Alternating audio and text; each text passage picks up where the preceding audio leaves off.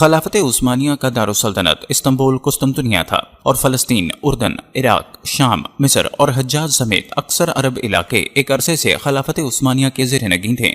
فلسطین خلافت عثمانیہ کا صوبہ تھا اور بیت المقدس کا شہر بھی عثمانی سلطنت کے اہم شہروں میں شمار ہوتا تھا۔ یہودی عالمی سطح پر فلسطین میں آباد ہونے اور اسرائیلی ریاست کے قیام کے ساتھ ساتھ بیت المقدس پر قبضہ کر کے مسجد اقصی کی جگہ ہیکل سلیمانی تعمیر کرنے کا پروگرام بنا چکے تھے اور اس کے لیے مختلف حوالوں سے راہ ہموار کرنے کی کوششوں میں لگے ہوئے تھے۔ سلطان عبد الحمید مرحوم نے اپنی یادداشتوں میں فرمایا ہے کہ یہودیوں کی عالمی تنظیم کا وفد ان کے پاس آیا اور ان سے درخواست کی کہ انہیں فلسطین میں آباد ہونے کی اجازت دی جائے، چونکہ عثمانی سلطنت کے قانون کے مطابق یہودیوں کو فلسطین میں آنے کی اور بیت المقدس کی زیارت کی اجازت تو تھی، مگر وہاں زمین خریدنے اور آباد ہونے کی اجازت نہیں تھی۔ چنانچہ 20ویں صدی کے آغاز تک پورے فلسطین میں یہودیوں کی کوئی بستی نہیں تھی۔ یہودی دنیا کے مختلف ممالک میں بکھرے ہوئے تھے اور کسی ایک جگہ بھی ان کی ریاست یا مستقل شہر نہیں تھا۔ سلطان عبد الحمید مرحوم نے یہ درخواست منظور کرنے سے انکار کر دیا، کیونکہ اسرائیل، بیت المقدس اور فلسطین کے بارے میں یہودیوں کا عالمی منصوبہ ان کے علم میں آ چکا تھا۔ اس لیے ان کے لیے یہ ممکن نہیں تھا کہ وہ اس صورتحال میں یہودیوں کو فلسطین میں آباد ہونے کی اجازت دیتے۔ سلطان مرحوم کا کہنا تھا کہ دوسری بار یہودی لیڈروں کا وفد ان سے ملا تو یہ پیشکش کی کہ ہم سلطنت عثمانیہ کے لیے ایک بڑی یونیورسٹی بنانے کے لیے تیار ہیں، جس میں دنیا بھر سے یہودی سائنسدانوں کو اکٹھا کیا جائے گا اور سائنس اور ٹیکنالوجی میں ترقی کے لیے یہودی سائنسدان خلافت عثمانیہ کا ہاتھ بٹائیں گے۔ اس کے لیے انہیں جگہ فراہم کی جائے گی اور مناسب سہولیات فراہم کی جائیں گی۔ سلطان عبد الحمید مرحوم نے وفد کو جواب دیا کہ وہ یونیورسٹی کے لیے جگہ فراہم کرنے اور ہر ممکن سہولتیں دینے کو تیار ہیں، بشرطے کہ یہ یونیورسٹی فلسطین کے بجائے کسی اور علاقے میں قائم کی جائے۔ یونیورسٹی کے نام پر وہ یہودیوں کو فلسطین میں آباد ہونے کی اجازت نہیں دیں گے، لیکن وفد نے یہ بات قبول نہ کی۔ سلطان عبد الحمید مرحوم نے فرمایا کہ تیسری بار پھر یہودی لیڈروں کا وفد ان سے ملا اور یہ پیشکش کی کہ وہ جتنی رقم چاہیں انہیں دیتی جائے گی، مگر وہ صرف یہودیوں کی ایک محدود تعداد کو فلسطین میں آباد ہونے کی اجازت دے دیں۔ سلطان مرحوم نے اس پر سخت غیظ و غضب کا اظہار کیا اور وفد کو ملاقات کے کمرے سے فوراً نکل جانے کی ہدایت کی۔ اس کے ساتھ اپنے عملے سے کہا کہ آئندہ اس وفد کو دوبارہ ان سے ملاقات کا وقت نہ دیا جائے۔ اس کے بعد ترکی میں خلافت عثمانیہ کے فرمانروا سلطان عبد الحمید مرحوم کے خلاف سیاسی تحریک کی آبیاری کی گئی اور مختلف الزامات کے تحت عوام کو ان کے خلاف بھڑکا کر ان کی حکومت کو ختم کرا دیا گیا۔ چنانچہ حکومت کے خاتمے کے بعد انہوں نے بقیہ زندگی نظر بندی کی حالت میں بسر کی۔ انہوں نے کہا کہ انہیں خلافت سے برطرفی کا پروانہ دینے کے لیے جو وفد آیا اس میں ترکی پارلیمنٹ کا یہودی ممبر قراسو بھی شامل تھا، جو اس سے قبل مذکورہ یہودی وفد میں بھی شریک تھا، اور یہ اس بات کی علامت تھی کہ سلطان مرحوم کے خلاف سیاسی تحریک اور ان کی برطرفی کی یہ ساری کارروائی یہودی سازشوں کا شاخانہ تھی، جس کی تصدیق اب تقریباً ایک صدی گزر جانے کے بعد اسرائیلی وزیر دفاع جنرل مفاز نے بھی اپنے بیان میں کر دی۔ سلطان عبد الحمید مرحوم ایک باغیرت اور باخبر حکمران تھے جنہوں نے اپنی ہمت کی حد تک خلافت کا دفاع کیا اور یہودی سازشوں کا راستہ روکنے کی ہر ممکن کوشش کرتے رہے، لیکن ان کے بعد بننے والے عثمانی خلفاء کٹھ پتلی حکمران ثابت ہوئے، جن کی آڑ میں مغربی ممالک اور یہودی اداروں نے خلافت عثمانیہ کے خاتمے کے ایجنڈے کی تکمیل کی اور 1924 میں خلافت کا خاتمہ ہو گیا۔ ترکوں نے عرب دنیا سے لا تعلقی اختیار کر کے ترک نیشنلزم کی بنیاد پر سیکولر حکومت قائم کر لی، جبکہ مکہ مکرمہ کے گورنر حسین شریف مکہ نے، جو اردن کے موجودہ حکمران شاہ عبداللہ کے پردادا تھے، خلافت عثمانیہ کے خلاف مسلح بغاوت کر کے عرب خطے کی آزادی کا اعلان کر دیا۔ انہیں یہ چکمہ دیا گیا تھا کہ خلافت عثمانیہ کے خاتمے کے بعد ان کی خلافت عالم اسلام میں قائم ہو جائے گی، مگر ان کے ایک بیٹے کو عراق اور دوسرے بیٹے کو اردن کا بادشاہ بنا کر ان کی عرب خلافت کا خواب سبوتاج کر دیا گیا۔ حجاز مقدس پر آل سعود کے قبضے کی راہ ہموار کر کے حسین شریف کو نظر بند کر دیا گیا، جنہوں نے باقی زندگی اسی حالت میں گزاری۔ اس دوران فلسطین پر برطانیہ نے قبضہ کر کے اپنا گورنر بٹھا دیا، جس نے یہودیوں کو اجازت دے دی کہ وہ فلسطین میں آ کر جگہ خرید سکتے ہیں اور آباد ہو سکتے ہیں۔ چنانچہ دنیا کے مختلف ممالک سے منظم پروگرام کے تحت یہودیوں نے فلسطین میں آ کر آباد ہونا شروع کیا۔ وہ فلسطین میں جگہ خریدتے تھے اور اس کی دگنی چگنی قیمت ادا کرتے تھے۔ فلسطینی عوام نے اس لالچ میں جگہیں فروخت کیں اور علماء کرام کے منع کرنے کے باوجود محض دگنی قیمت کے لالچ میں یہودیوں کو فلسطین میں آباد ہونے کا موقع فراہم کیا۔ اس وقت عالم اسلام کے سرکردہ علماء کرام نے فتویٰ صادر کیا کہ چونکہ یہودی فلسطین میں آباد ہو کر اسرائیلی ریاست قائم کرنا چاہتے ہیں اور بیت المقدس پر قبضہ ان کا اصل پروگرام ہے، اس لیے یہودیوں کو فلسطین کی زمین فروخت کرنا شرعاً جائز نہیں ہے۔ یہ فتویٰ دیگر بڑے علماء کرام کی طرح حکیم الامت حضرت مولانا اشرف علی تھانوی رحمۃ اللہ نے بھی جاری کیا، جو ان کی کتاب بوادر النوادر میں موجود ہے، مگر فلسطینیوں نے اس کی کوئی پرواہ نہیں کی، اور دنیا کے مختلف اطراف سے آنے والے یہودی فلسطین میں بہت سی زمینیں خرید کر اپنی بستیاں بنانے اور آباد ہونے میں کامیاب ہو گئے۔ حتیٰ کہ 1945 عیسوی میں اقوام متحدہ نے یہودیوں کو فلسطین کے ایک حصے کا حقدار تسلیم کر کے ان کی ریاست کے حق کو جائز قرار دے دیا، اور فلسطین میں اسرائیل اور فلسطین کے نام سے 2 الگ الگ ریاستوں کے قیام کی منظوری دے دی، جس کے بعد برطانوی گورنر نے اقتدار یہودی حکومت کے حوالے کر دیا۔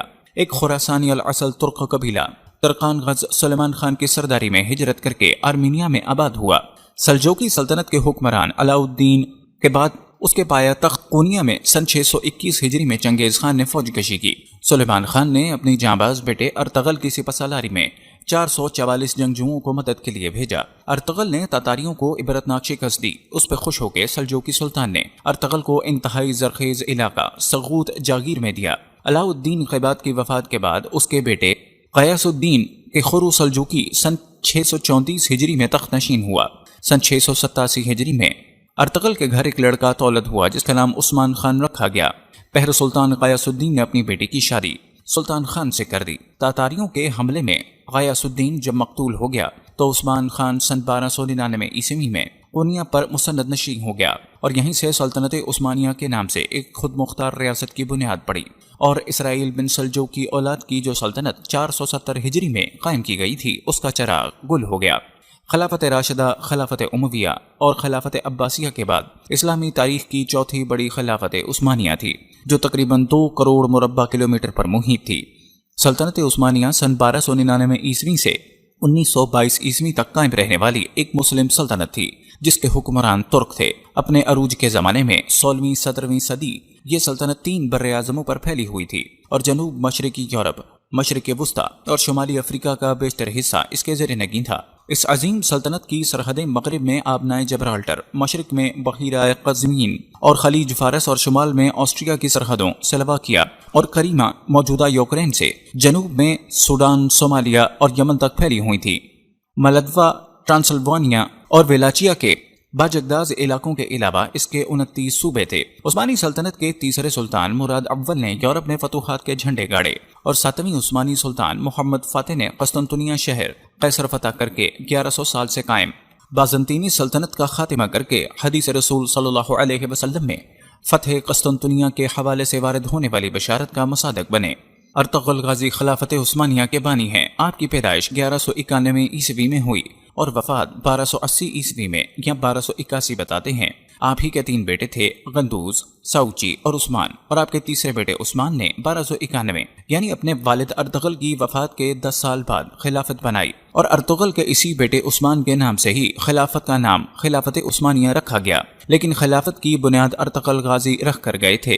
اس کے بعد اسی خلافت نے 1291 عیسوی سے لے کر 1924 تک 600 سال تک ان ترکوں کی تلواروں نے امت مسلمہ کا دفاع کیا۔ اس کے ساتھ مسجد نبوی، گنبد خضرا اور مسجد حرام کی جدید تعمیر، سیدنا امیر حمزہ کا مزار، مکہ مکرمہ تک ایک عظیم الشان نہر، آقائے دو جہاں صلی اللہ علیہ وسلم کے مزار انور کے گرد سیسہ پلائی دیوار، مکہ مکرمہ تک ٹرین منصوبہ جیسے عظیم کارنامے سر انجام دیے۔ ارطغرل غازی کا خاندان وسط ایشیا سے یہاں آیا تھا، اور ان کے جد امجد اوغوز خان کے 12 بیٹے تھے، جن سے یہ 12 قبیلے بنے، جن میں سے ایک یہ قائی قبیلہ تھا جس سے ارطغرل غازی تعلق رکھتا تھا۔ آپ کے والد کا نام سلیمان شاہ تھا۔ ارطغرل غازی کے 3 اور بھائی تھے، سارم، زلجان اور گلدوارو۔